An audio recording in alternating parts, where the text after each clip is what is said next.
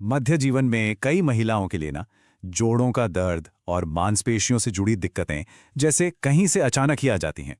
तो आज की इस पड़ताल में हम इन रहस्यमयी लक्षणों के पीछे के विज्ञान को समझेंगे और देखेंगे कि हार्मोन्स और हड्डियों की सेहत का इससे आखिर क्या लेना देना है। तो चलिए सबसे बड़े सवाल से ही शुरू करते हैं। आखिर ये जोड़ों का दर्द और अकड़न जो मध्य जीवन में महसूस होती है वो आती कहाँ से है। ये एक ऐसा अनुभव है जो बहुत कंफ्यूज कर सकता है। तो आज हम इसी पहेली को सुलझाने वाले हैं।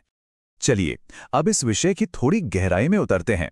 इन लक्षणों को अक्सर मेनोपॉज का मस्कुलोस्केलेटल सिंड्रोम भी कहा जाता है। ये बहुत आम है, लेकिन अक्सर लोग इसे ठीक से समझ नहीं पाते। और ये जानना बड़ा दिलचस्प है कि डॉक्टर विटस्टीन के मुताबिक जिसे अक्सर फाइब्रोमाइल्जिया मान लिया जाता है, वो असल में मेनोपॉज का एक सीधा लक्षण हो सकता है। मतलब पूरे शरीर में जो दर्द होता है उसकी जड़ कहीं और हो सकती है। तो चलिए इसी कड़ी को अब आगे जोड़ते हैं। यहाँ हम ये समझेंगे कि हमारे हार्मोन्स कैसे एक बहुत जरूरी भूमिका निभाते हैं, कि हमारे शरीर जिंदगी के इस पड़ाव पर दर्द को कैसे महसूस करता है और उससे कैसे निपटता है। अच्छा, इससे पहले कि हम आगे बढ़ें, एक कॉन्सेप्ट को समझना बहुत जरूरी है। देखिए, हमारे शरीर के अंदर ना दर्द को कंट्रोल करने का अपना एक सिस्टम होता है। इसे एंडोजीनस एनाल्जेसिक सिस्टम कहते हैं। आसान भाषा में कहें तो ये हमारे शरीर का अपना कुदरती पेन किलर है। तो होता क्या है, एस्ट्रोजन और प्रोजेस्टेरॉन ये दोनों हार्मोन शरीर को वो कुदरती पेन किलर बनाने के लिए बढ़ावा देते हैं। और जब इन हार्मोन्स का लेवल गिरता है तो दर्द को कंट्रोल करने की शरीर की अपनी ताकत भी कम हो जाती है। नतीजा, संवेदनशीलता और तकलीफ बढ़ जाती है। और देखिए, रिसर्च में एक और हैरान करने वाली बात सामने आई है। महिलाओं में कम टेस्टोस्टेरोन का लेवल गठिया के बढ़ते खतरे से जुड़ा हुआ पाया गया है, जबकि पुरुषों में ऐसा कोई कनेक्शन नहीं मिला। ये बात महिलाओं की सेहत की अपनी अलग ही जटिलताओं को दिखाती है। अब बात सिर्फ दर्द तक ही सीमित नहीं है। चलिए इन हार्मोनल बदलावों से जुड़े दो बड़े लॉन्ग टर्म रिस्क्स पर ध्यान देते हैं।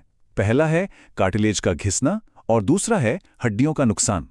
इसे ऐसे समझिए, मेनोपॉज के दौरान, और सच तो ये है कि उससे पहले भी, हड्डियों के बनने और टूटने का जो बैलेंस है वो बिगड़ जाता है। मतलब शरीर जितनी तेजी से नई हड्डी बनाता है, उससे कहीं ज्यादा तेजी से पुरानी हड्डी को तोड़ने लगता है।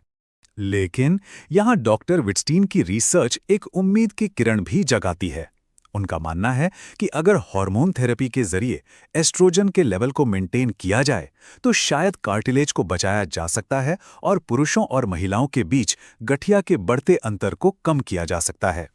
अब ये आंकड़ा जरा ध्यान से सुनिए, ये थोड़ा चौंकाने वाला है।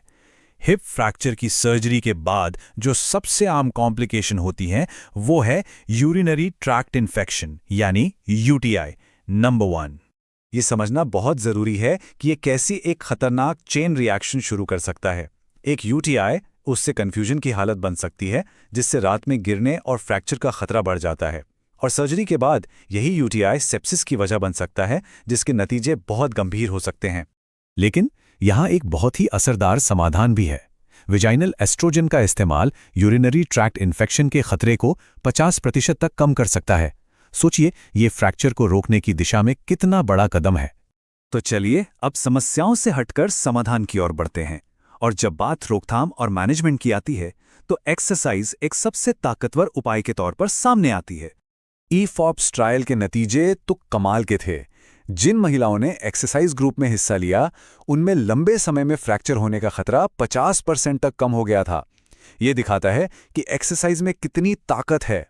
ये तुलना एक तरह से इन्वेस्टमेंट पर रिटर्न जैसी है। सिर्फ 8 महीने के एक्सरसाइज प्रोग्राम से हड्डियों के घनत्व में वो फायदा मिल सकता है जिसके लिए दवा या हार्मोन थेरेपी में कई साल लग जाते हैं। ये हमारी जीवन शैली में बदलाव के जबरदस्त असर को दिखाता है। तो सवाल ये है कि अपनी हड्डियों और जोड़ों को बचाने के लिए असल में किया क्या जा सकता है। तो ये रही डॉक्टर विटस्टीन की सिफारिशों पर आधारित एक सीधी साधी एक्शन लेने लायक योजना। ये एक पूरी योजना है जिसे खास तौर पर ताकत बनाने, गिरने से रोकने और हड्डियों की ग्रोथ को बढ़ावा देने के लिए डिजाइन किया गया है। भारी वजन उठाना, बैलेंस बनाना, फ्लेक्सिबिलिटी, फुर्ती और कूदना, ये 5 इसके मुख्य स्तंभ हैं। और हाँ, एक्सरसाइज के साथ साथ सही न्यूट्रिशन भी उतना ही जरूरी है। कैल्शियम, मैग्नीशियम, विटामिन के और डी तो जरूरी हैं ही। स्ट्रेंथ ट्रेनिंग के साथ अगर क्रिएटिन लिया जाए तो मसल्स बनाने में और मदद मिलती है, और एक एंटी इन्फ्लेमेटरी डाइट तो पूरी सेहत के लिए ही अच्छी है। और हम डॉक्टर विजनस्टीन के इस बहुत ही दमदार कोट के साथ आज की बात खत्म करेंगे। ये इस पूरी पड़ताल का सार है कि एक समग्र यानी होलिस्टिक हेल्थ केयर की ज़रूरत है और अपनी सेहत के लिए खुद आवाज़ उठाना कितना ज़रूरी है। बात सिर्फ एक लक्षण की नहीं है, बात पूरे इंसान की है।